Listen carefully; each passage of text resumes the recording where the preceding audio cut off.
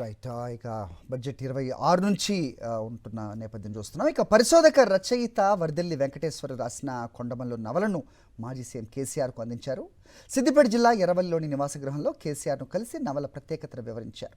800 ఏళ్ల నాటి పలనాటి సీమ చరిత్రకు చెంచు సామాజిక అంశాలను కొత్త దృష్టితో మరికొంత పరిశోధనతో రాసిన నవల మూల కథను కేసీఆర్ ఆసక్తిగా విన్నారు.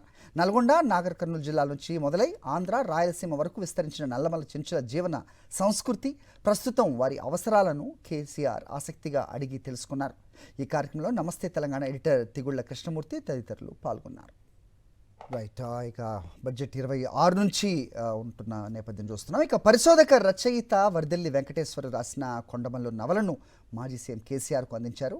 సిద్దిపేట జిల్లా ఎర్రవల్లిలోని నివాస గృహంలో కేసీఆర్ను కలిసి నవల ప్రత్యేకతను వివరించారు.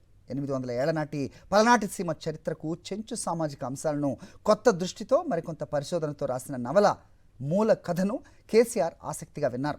నల్గొండ, నాగర్ కర్నూలు జిల్లాల నుంచి మొదలై ఆంధ్ర, రాయలసీమ వరకు విస్తరించిన నల్లమల్ల చెంచుల జీవన సంస్కృతి, ప్రస్తుతం వారి అవసరాలను కేసీఆర్ ఆసక్తిగా అడిగి తెలుసుకున్నారు.